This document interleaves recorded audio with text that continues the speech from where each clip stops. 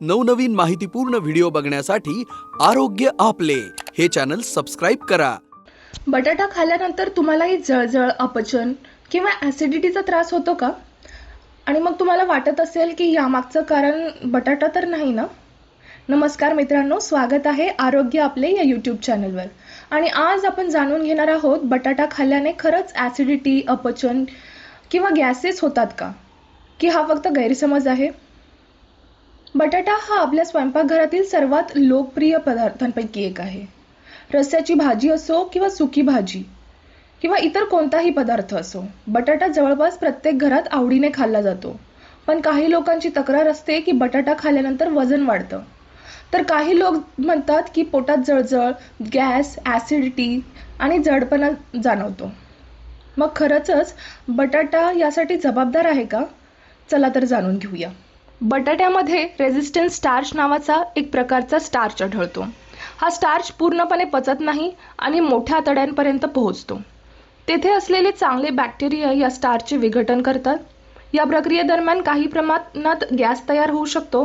यामुळे काही लोकांना पोट फुगल्यासारखे वाटणे, जडपणा किंवा गॅसच्या समस्या जाणवू शकतात।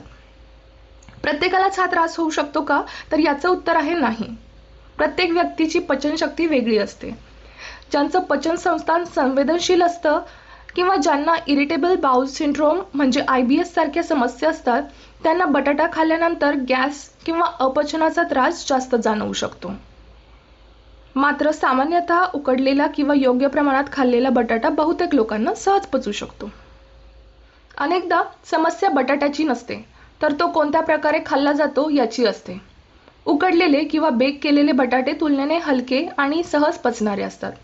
पण फ्रेंच फ्राईज, बटाट्याचे चिप्स किंवा खूप तेल आणि मसाले वापरून बनवलेले पदार्थ पचनसंस्थेवर अतिरिक्त ताण निर्माण करू शकतात।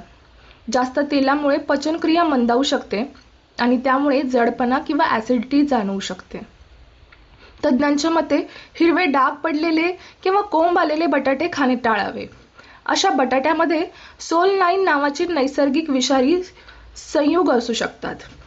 यामुळे काही लोकांमध्ये पोटदुखी, मळमळ किंवा पचनाच्या समस्या निर्माण होऊ शकतात। जर तुम्हाला वारंवार बटाटा खाल्ल्यानंतर ॲसिडिटी किंवा गॅसचा त्रास होत असेल, तर काही दिवस तुम्ही तुमच्या खाण्यापिण्याच्या नोंद ठेवा। बटाटा कसा खाल्ला, किती प्रमाणात आणि त्यानंतर कोणती लक्षणे दिसली हे लिहून ठेवा। यामुळे त्रासाचं खरं कारण शोधण्यास मदत होऊ शकते। थोडक्यात सांगायचं झालं तर बटाटा स्वतःहून सर्वांनाच ॲसिडिटी करतो असं नाही। काही लोकांमध्ये रेझिस्टन्स स्टार्चमुळे गॅस किंवा पोट फुगल्यासारखे वाटू शकते। उकडलेले किंवा बेक केलेले बटाटे तुलनेने सहज पचतात, पण जास्त तेलकट, मसालेदार किंवा प्रक्रिया केलेले बटाट्याचे पदार्थ पचनाच्या तक्रारी वाढवू शकतात। म्हणून बटाट्याला दोष देण्याआधी तो तुम्ही कसा आणि किती खात आहात हे पाहणं अधिक महत्त्वाचं आहे। तुम्हाला बटाटा खाल्ल्यानंतर ॲसिडिटी किंवा गॅसचा त्रास होतो का? की तुम्ही बटाटा निर्धास्तपणे खाऊ शकता? तुमचा अनुभव आम्हाला कमेंटमध्ये नक्की सांगा। व्हिडिओ आवडला असल्यास लाईक करा, शेअर करा आणि अशाच आरोग्यविषयक माहितीसाठी आरोग्य आपले या यूट्यूब चॅनलला सबस्क्राईब करायला विसरू नका। धन्यवाद।